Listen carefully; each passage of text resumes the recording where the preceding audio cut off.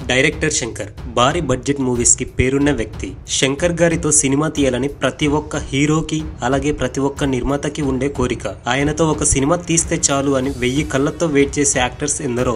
ఏ cinema తీసిన block buster. Shankar గారి cinema release అవుతుంది అనగానే ఆడియన్స్ అందరూ థియేటర్స్ ముందు క్యూ కడతారు. మూవీ చూడకుండానే సినిమా సూపర్ హిట్ గా ఉంది అని చాలా మంది చెప్తారు. ఎందుకంటే శంకర్ పై జనాలకి అంత నమ్మకం. కానీ లాస్ట్ 2 మూవీస్ 2.0 భారతీయుడు 2 పెద్దగా సక్సెస్ అవ్వలేదు. ఇప్పుడు వచ్చే గేమ్ చేంజర్ పై చాలా ఆశలు పెట్టుకున్నారు. అలాంటి గొప్ప డైరెక్టర్ శంకర్ గారి గురించి కొన్ని విషయాలు తెలుసుకుందాం రండి. వీడియోలోకి వెళ్లే ముందు 1 లైక్ చేయండి. మీరు లైక్ చేస్తే నాకు కొద్దిగా సపోర్ట్ లాగా ఉంటుంది. ఓకే, ఇంకా వీడియోలోకి వెళ్తే శంకర్ గారు తమిళనాడు రాష్ట్రంలో పుట్టాడు. ఆయన చిన్నప్పటి నుంచి చాలా క్లెవర్ స్టూడెంట్. దేని అయినా సరే కొద్దిగా డిఫరెంట్ గా ఆలోచించేవాడు. ఆయన డిప్లొమాలో మెకానికల్ ఇంజనీర్ గా చేశాడు. శంకర్ గారు ఏ మూవీ చేసినా అందులో లంచం అనే పాయింట్ కామన్ గా ఉంటుంది కదా. అది ఎందుకు అంటే ఆయన చిన్నప్పుడు సర్టిఫికెట్ కోసం అంటూ గవర్నమెంట్ ఆఫీసర్స్ చుట్టూ చాలా తిరిగాడట. కానీ అక్కడ అతనిని అధికారులు లంచం అడిగారట. లంచం ఇవ్వడానికి అతని దగ్గర డబ్బులు కూడా ఉండేవి కావట. అలా లంచం తీసుకునే వారిపై ఆయన చాలా కోపం పెంచుకున్నాడట. ఆ పాయింట్ అతని బుర్రలో అలాగే పాతుకుపోయింది.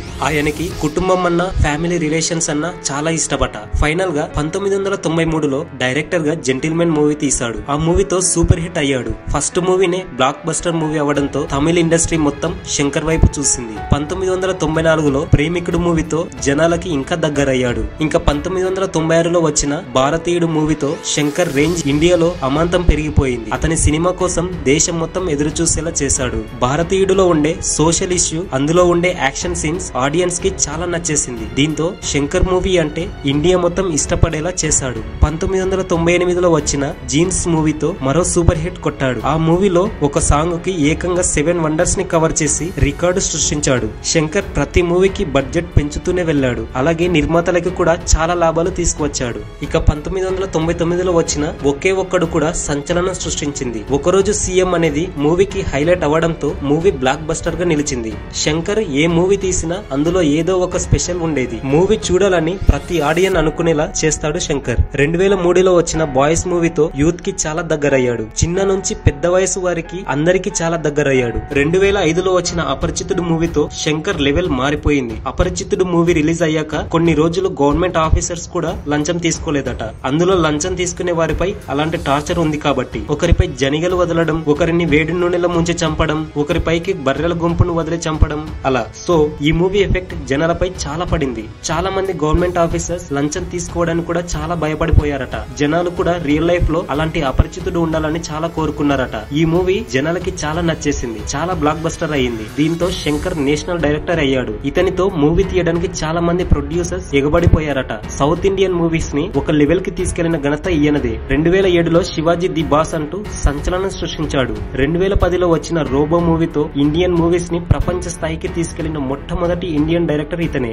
రోబో మూవీతో ఈయన ఇంకా ఇండియన్ మూవీస్ కి కింగ్ అయ్యాడు. ఎప్పుడు ఎవరు తీయనటువంటి సినిమా ఈయన తీశాడు. రోబో టెక్నాలజీ ఆ రోజుల్లో ఇండియాలో అందరికి కొత్త.